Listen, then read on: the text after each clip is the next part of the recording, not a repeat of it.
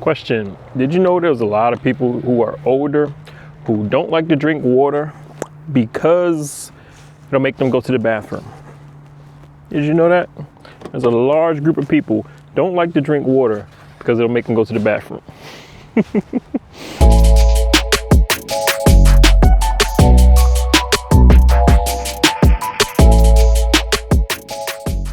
Yes, there is a large number of older adults who don't like to drink a lot of water because it means cause and effect. They're gonna have to get up and go use the bathroom. I'm dead serious, y'all. I've had a lot of patients tell me that if I drink water and I'm gonna have to get up and go to the bathroom. Okay, but you gotta understand the thinking, man. A lot of them, that bed is really comfortable. This is why I always tell y'all, don't let the bed get too comfortable, okay? Drink water, stay active. So getting up and going to the bathroom when you get older won't be a big problem. It won't be something that you dread doing, and you won't become dehydrated because you don't want to get out of bed. What's going on, y'all? It's your boy 1PTA, another day. Y'all know how it is, hanging out with the legends of America. Shout out to the gentleman or woman who asked me, why do I call them the legends of America? Well, they're considered the greatest generation because they lived through the Great Depression and World War II, and they came out on the other side of it. Very, very hardworking and, you know, good moral, good standards, and pass that down to the baby boomers. I include the baby boomers in the greatest generation. You know why I do that? Because I work with a lot of them. And when I tell you they were some hard workers, they were some hard workers. You know, they all helped build what we have and enjoy and take for granted on a regular basis. You feel what I'm saying? So shout out to all of them. What's going on, y'all? Hope y'all doing all right, man. It's another day. It's getting a little dark out here, and I got to ride home with these deer jumping off all over the road. So pray for me, y'all. Pray for me. Oh, man. Funny stuff, yo. Oh, man, I had a bunch of funny moments today. I'm telling y'all, yo, some funny stuff goes down in the nursing homes. I swear. Funny stuff goes down in the nursing homes. Let me give you a couple of them. So, I'm walking down the hallway. As therapists, when we come in, we get our schedule. Boom. We get our list of people we got to work with for the day. So, one of the things that we do, or some of us like to do, is we like to go touch bases with all of these people that we have to see, just to let them know, hey, I got you for therapy.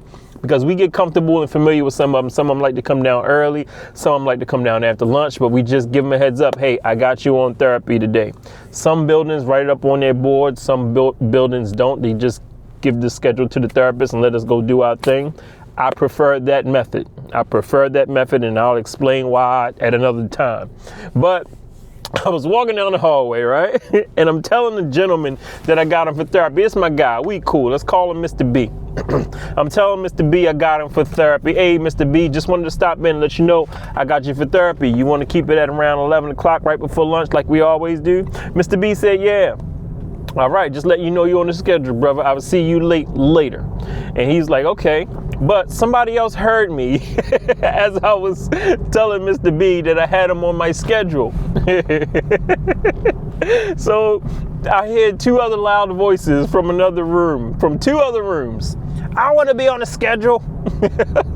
I want to be on the schedule to get a shower today. Both of these guys are joking. One, I was like, I want to be on the schedule to get a shower today. I was like, oh, okay. And then another voice out the blue, I want to be on the schedule to get my diaper changed right now. Hey, yo, funny moments like this is why we love our jobs, man. I want to be on the schedule to get a shower today. Okay, brother, no problem. And the other guy was like, I want to be on the schedule to get my diaper changed right now. So, yo, funny moments like that is why we love the job. But y'all do me a favor, yo. I got to run in the UPS store, so I'll be right back.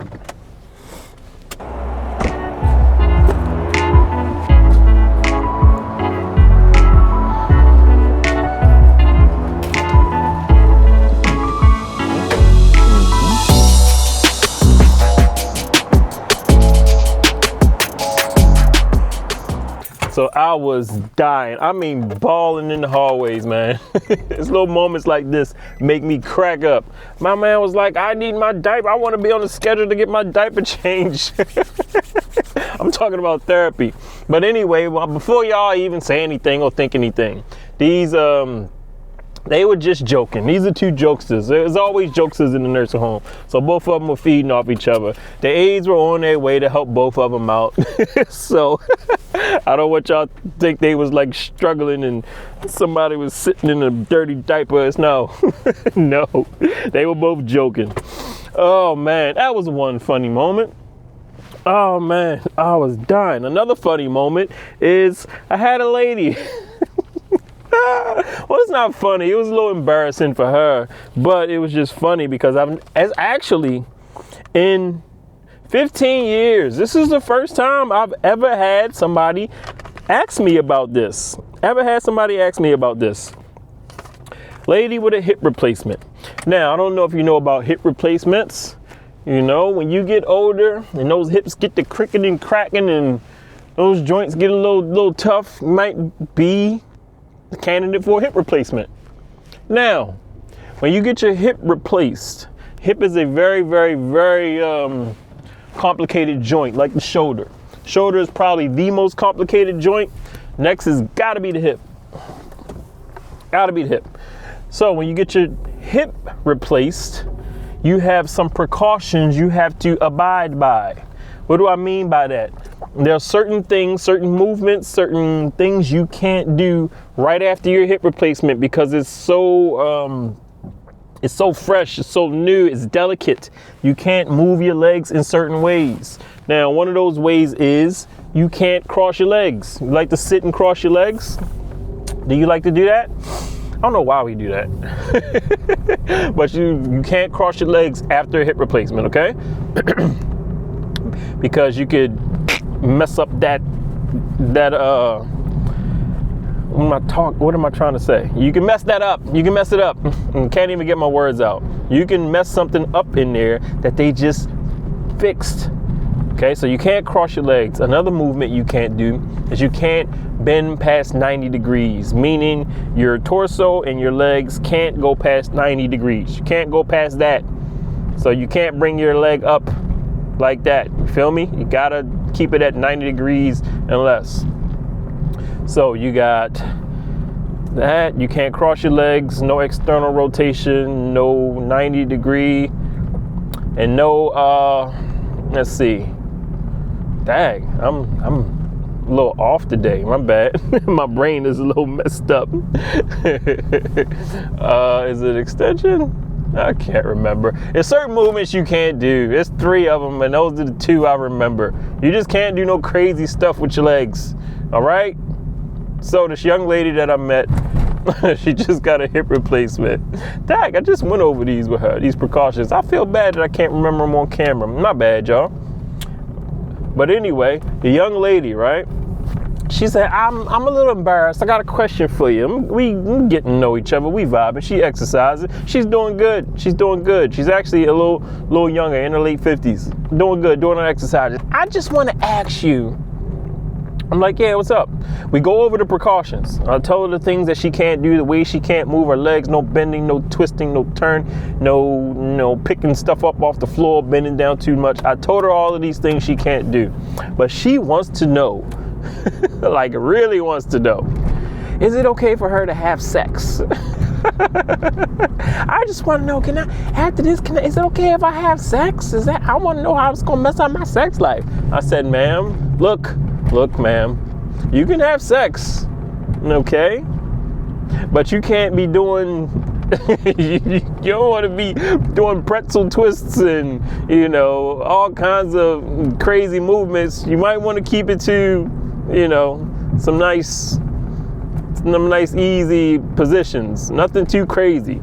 All right, if you feel what I'm saying, you don't want to be stretching your legs all the way back and moving them all kinds of ways and twisting and turning, and you don't want to be doing all of that right after a hip replacement. And it's not going to be that long. This is maybe 6 weeks. I don't know, maybe a little bit longer, depending on how your hip is healing. It's not going to be that long, so you gotta have to hold off on the crazy positions, all right?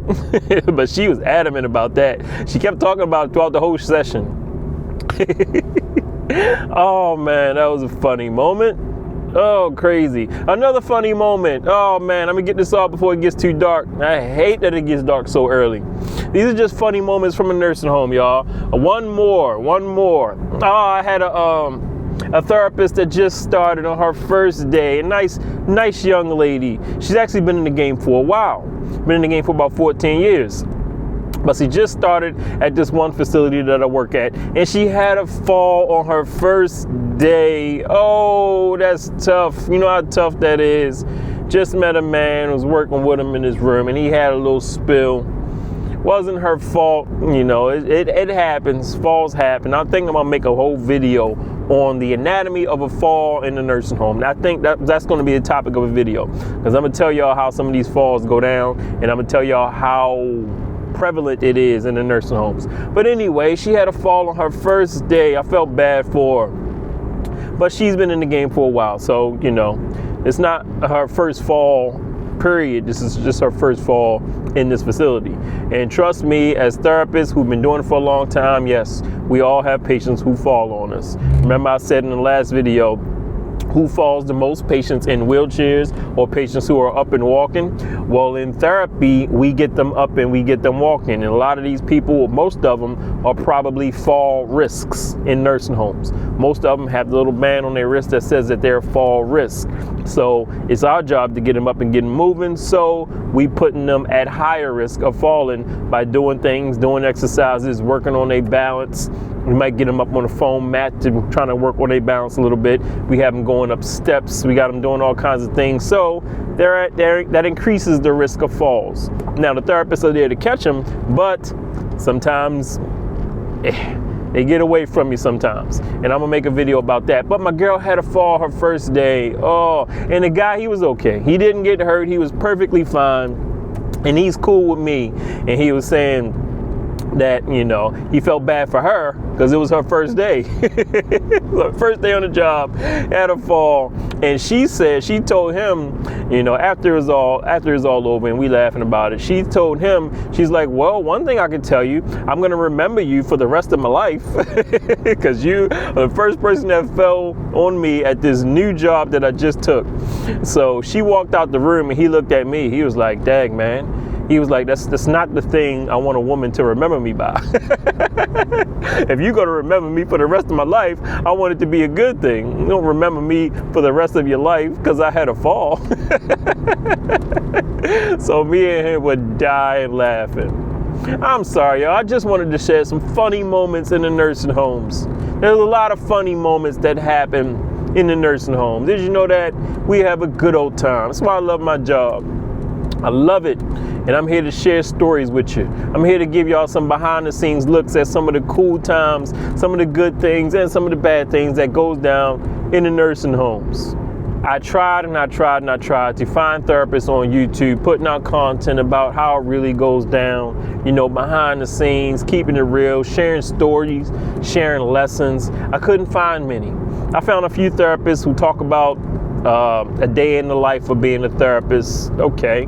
I found a lot of therapists who put out exercise and stretching videos. Okay, we need those things to do to take care of yourself. We need plenty of those. I found a few therapists who just talked about, you know, the pay, what they make, talk about school, but I could not find many therapists just telling you how it really is, yo, just keeping it real about some of the lessons they learn, some of the things that goes on in the nursing homes without giving too much information, because we can't, because there are laws there's HIPAA laws, there's privacy laws that we can't share too much, and we can't record ourselves too much at work. But I tried to find a little space in there where you can still keep it real, still make people laugh, still share lessons and stories, you know, without crossing those lines. So that's all I am, y'all. So shout out to you if you're new here, man. I'm just a dude that loves his job, loves hanging out with the older generation, and loves to share the stories and lessons I learned. So, once again, as always, man, respect your elders. Be cool, be good to people, man. Do your good deeds. If you see somebody older in the streets or wherever you are and they need a little help them out. All right? That's what I encourage you to do. So until the next time, I'm gonna keep my eyes on the road, about to watch out for deers because I'm getting ready to go into their territory. So y'all be cool. I'ma holler at y'all in the next video.